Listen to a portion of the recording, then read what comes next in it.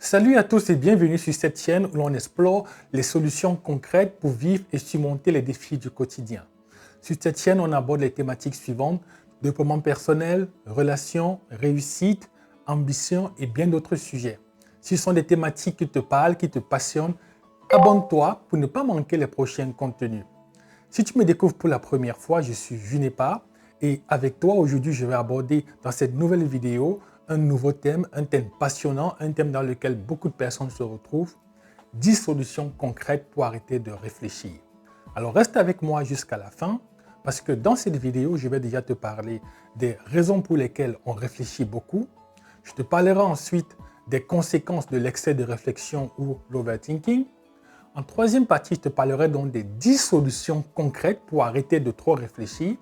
Et dans la dernière partie, je te donnerai, moi, la méthode efficace que j'utilise pour décider de manière efficace, rapide et sans perdre de temps. Ceci étant dit, allons donc ensemble découvrir la première partie de cette vidéo. Et bien entendu, tu sais comment ça se passe. Si c'est une vidéo qui te parle, si c'est une vidéo qui te plaît, si tu apprends des choses, n'hésite pas à liker. N'hésite pas à liker, ça fait toujours du bien.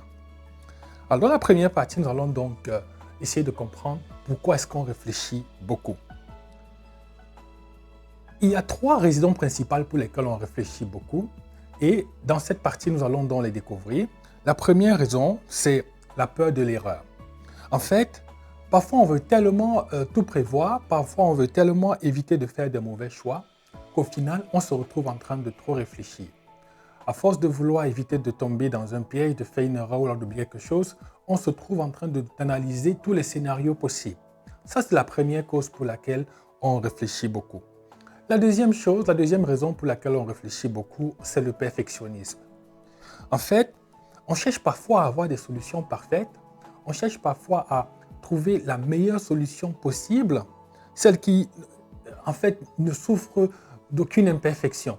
Et ça, lorsqu'on se retrouve dans le piège du perfectionnisme, on se retrouve en général en train de réfléchir et de réfléchir sans fin. Et enfin, la troisième grande cause pour laquelle on réfléchit beaucoup, c'est l'anxiété. La peur de l'inconnu, vous l'avez certainement connu, la peur de l'inconnu ou alors une situation incertaine ou alors une situation qui est hors de notre contrôle. Voilà autant de choses qui peuvent alimenter ce flux incessant de pensée. Donc voilà pour les 3 causes de réflexion, voilà les 3 grandes causes, c'est sûr qu'il y en a certainement d'autres, mais voilà brièvement les 3 grandes causes pour lesquelles on réfléchit beaucoup. Alors une fois que les causes donc sont connues, et avant de passer à la deuxième partie de cette vidéo, qu'est-ce qu'on peut dire donc en guise de mini-conclusion ou alors de synthèse? Disons simplement que ce qui fait parfois trop réfléchir aussi, c'est le fait que à la fin, on ne passe même pas à l'action. Donc, c'est l'inaction. Et donc, à force de ressasser, on s'épuise mentalement et émotionnellement. Donc, ceci étant dit, allons dans la deuxième partie de cette vidéo. Nous allons aborder les conséquences de l'excès de réflexion ou alors du surménage mental. Lorsqu'on réfléchit trop, voici ce qui se passe. Il y a 4 choses en général qui se passent. La première chose, la procrastination. Plusieurs personnes souffrent de procrastination et sur cette chaîne, nous avons parlé des vidéos, on a traité des sujets sur comment résoudre ce problème. Mais la procrastination également, l'une des raisons, c'est parce qu'on réfléchit trop. Et donc, à force de trop réfléchir, on est parfois paralysé dans nos réflexions, dans nos pensées, ce qui fait donc qu'on repousse l'action à plus tard et voire jamais. La deuxième chose qui se passe lorsqu'on réfléchit trop, c'est le stress et l'anxiété accrue. En fait, ce qu'il faut savoir, c'est que plus on ressasse les choses, plus on rumine les choses, plus on réfléchit, plus on analyse et plus en fait on se sent dépassé. Donc, plus on réfléchit, à la fin on se sent dépassé par les événements, dépassé par ce dans quoi on se trouve en ce moment. La troisième chose qui se produit lorsqu'on réfléchit trop, c'est la fatigue mentale.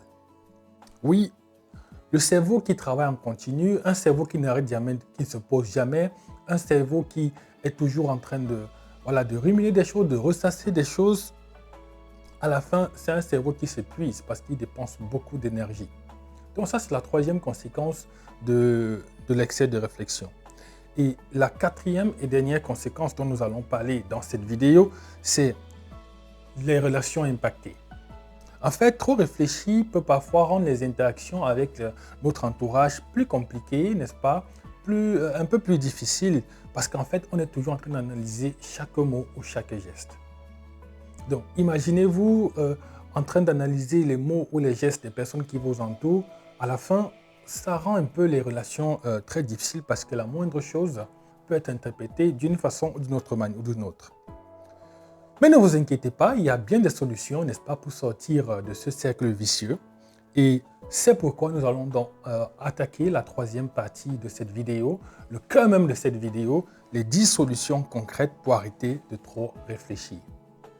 Alors, ce sont des solutions qui sont simples et j'espère que vous allez retrouver quelques-unes dans lesquelles vous pourrez vous lancer rapidement pour rapidement trouver une solution à ce problème de l'excès de réflexion.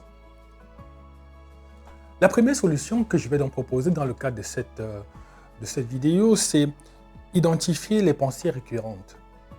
Identifier vos pensées récurrentes, en fait, ça vous permet de pouvoir reconnaître ce qui tourne en boucle dans votre tête. Vous savez, il y a des sujets qui reviennent régulièrement dans votre tête. L'idée, c'est donc de prendre un carnet et de les noter chaque fois. Quand un sujet revient permanemment dans votre tête, notez tous les sujets qui reviennent régulièrement, tous ces sujets-là qui tournent en boucle. Parfois, juste le fait de les écrire, ça permet, n'est-ce pas, de les faire sortir de votre tête. Mais le fait de ne pas les écrire, ça reste permanemment dans votre tête et ça tourne en boucle de manière, voilà, comme une cassette sur laquelle on a appuyé répéter. Donc ça, c'est la première solution. La deuxième solution, c'est de pratiquer la pleine conscience. En quoi est-ce que cela consiste? La pleine conscience, c'est ramener votre attention sur le moment présent. Okay?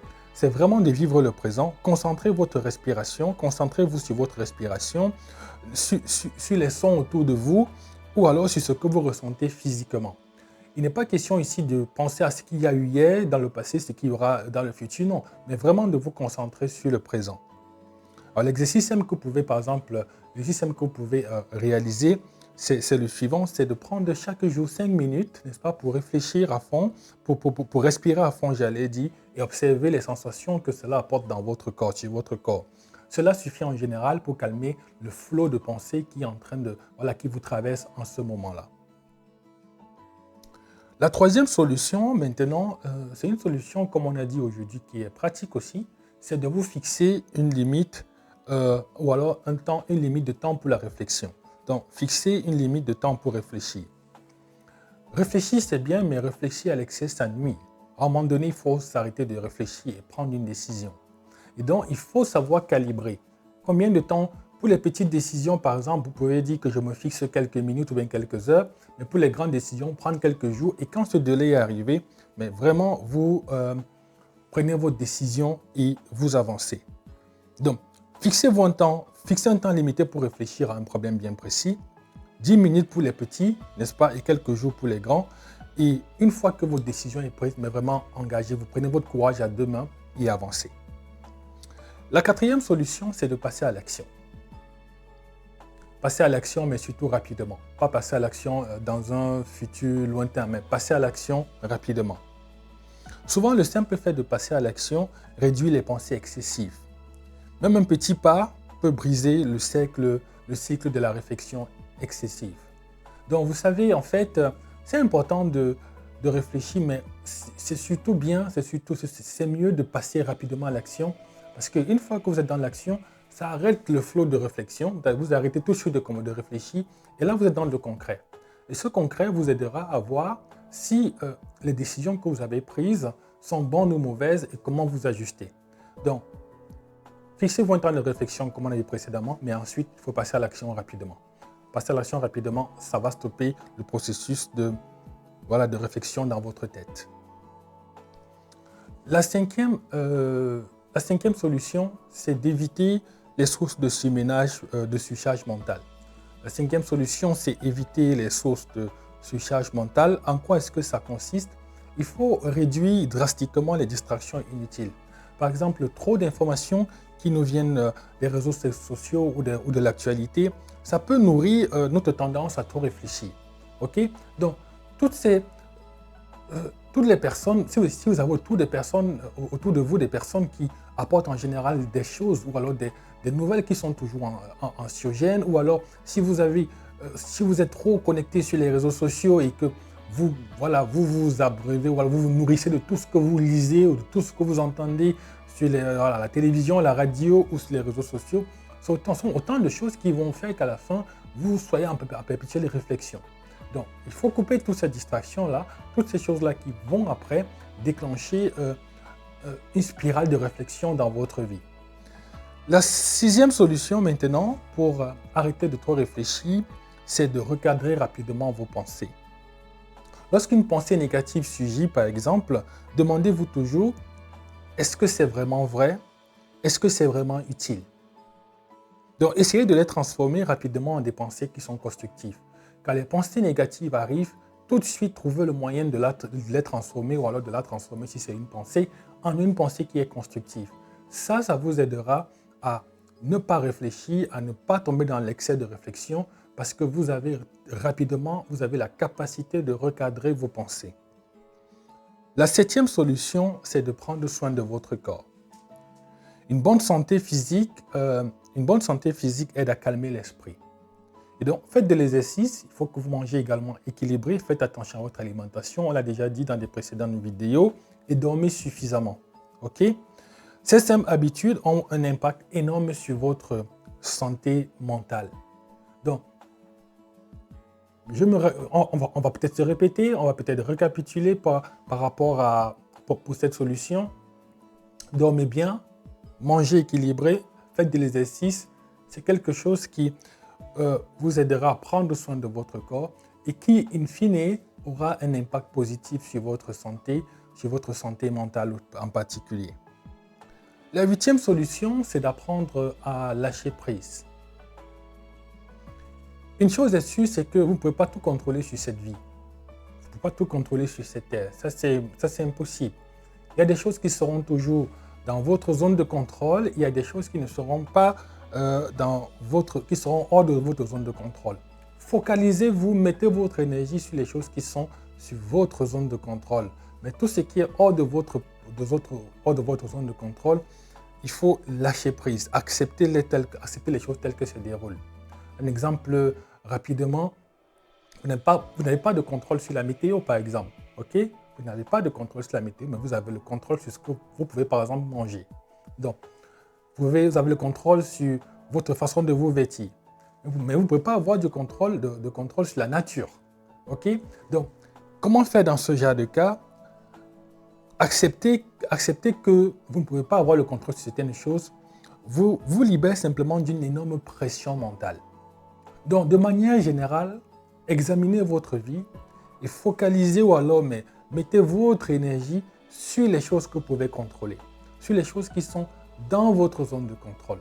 Tout ce qui n'est pas dans votre zone de contrôle, acceptez ça comme ça et vous allez voir que la pression va retomber tout simplement de votre côté, dans votre esprit. La neuvième solution, mais vraiment une solution qui est pratique, on a déjà redit ça, on a déjà redit ici sur d'autres formes ou alors dans d'autres vidéos. La neuvième solution, c'est entourez-vous de personnes positives. Votre entourage joue un rôle important sur vous. Les personnes que vous fréquentez influencent vos pensées. Et donc, entourez-vous des gens qui vous inspirent et qui vous apaisent. Ne vous entourez pas des personnes qui, une fois que vous avez passé du temps avec elles, en fait, vous êtes toujours mal à l'aise, vous êtes toujours dans l'anxiété, vous êtes toujours dans l'angoisse, des personnes qui vous apportent des énergies négatives. Non, entourez-vous des personnes qui vous inspirent, des personnes qui vous apaisent, des personnes qui vous soutiennent. Entourez-vous des personnes qui vous apportent quelque chose de constructif, qui vous apportent un plus. Et non des personnes qui sont là pour drainer votre énergie, et non des personnes, voilà, vous ne voulez même pas passer du temps avec elles parce que vous savez que 5 minutes avec elles et il y a de fortes chances que les 3 prochaines heures, vous les passiez mal parce que vous vous sentez très mal à cause de tout ce que vous aurez entendu ou du mauvais moment que vous aurez vécu avec cette personne. Donc, vraiment, faites attention sur votre entourage parce que votre entourage a un impact direct sur vous. La 10e solution, et c'est par là qu'on termine avec cette série de solutions, c'est de créer des moments dans votre journée pour décompresser. n'est-ce pas? Il faut que vous développez des routines relaxantes. La 10e solution, peut-être pour refaire cette partie, la 10e solution, c'est de développer les routines relaxantes. Donc, créez des moments dans votre journée pour décompresser. Ça peut être lire, ça peut être écouter de la musique, ça peut être simplement aller marcher dans la nature, ça peut être aller faire une balade, ça peut être aller faire un peu de sport, de vous détendre. Voilà, créez des routines relaxantes, des routines qui vous permettent de décompresser, des routines qui vous permettent de faire retomber la pression. Toutes ces routines-là que vous allez mettre en place vont vous aider à sortir de l'excès de réflexion ou alors de l'overthinking. Voilà pour ce qui était dans les 10 solutions pratiques. Et comme je vous ai promis en début de vidéo, je vais maintenant moi vous partager la méthode efficace que j'utilise pour décider rapidement. Alors, voici donc la méthode que j'utilise. Ça s'appelle le modèle 3C. Et qu'est-ce que ça veut dire? Le premier C, c'est pour clarté. Donc, la clarté. Notez clairement le problème, OK, ou la décision à prendre. C'est vraiment important. Il faut que les choses soient claires. Donc, c'est la clarté. Notez le problème ou la décision à prendre. 2, c'est le choix. Listez 2 ou 3 options, mais vraiment pas plus. 2 ou 3 options principales. Ça, c'est pour le choix. Et en la troisième étape, le troisième C, c'est la confiance. Faites confiance à votre instinct et choisissez rapidement. Donc voilà moi ma méthode personnelle, la méthode personnelle que j'utilise et je vous la partage. N'hésitez pas à l'utiliser et bien sûr me faire également des retours sur les résultats que ça a donné, que cette méthode a apporté dans votre vie. Eh bien voilà les amis, les 10 solutions concrètes que j'avais à vous partager aujourd'hui pour sortir de l'excès de réflexion ou alors de l'overthinking, pour éviter de trop réfléchir. Rappelez-vous que le but n'est pas de ne plus réfléchir du tout, non, mais c'est surtout de mieux réfléchir et de manière équilibrée.